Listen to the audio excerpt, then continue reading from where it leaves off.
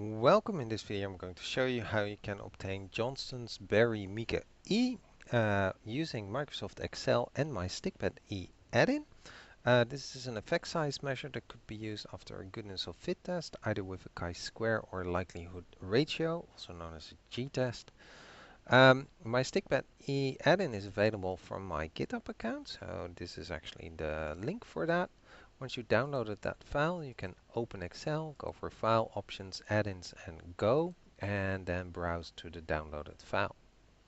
In a separate video, I'll go over how you can do it without using my library, but in this one, I will be using it. I have some example data in column A from the General Social Survey from 2012, adjusted for some example purposes. The function of interest is ES, effect size, underscore JB, underscore E. It requires three things as input: the chi-square value, the sample size, and the minimum expected count.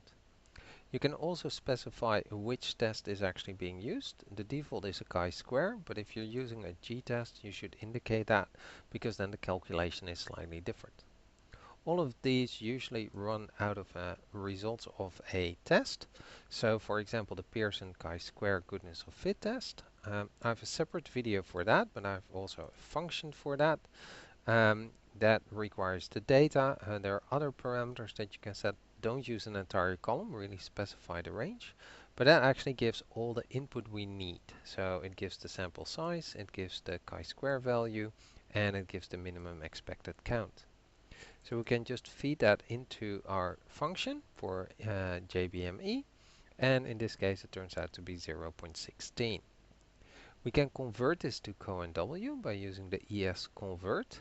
The value of JBME indicate that we want to convert from JBME to Co&W, and it also needs the expected proportion, so that's the minimum expected proportion, which is the minimum expected count divided by the sample size.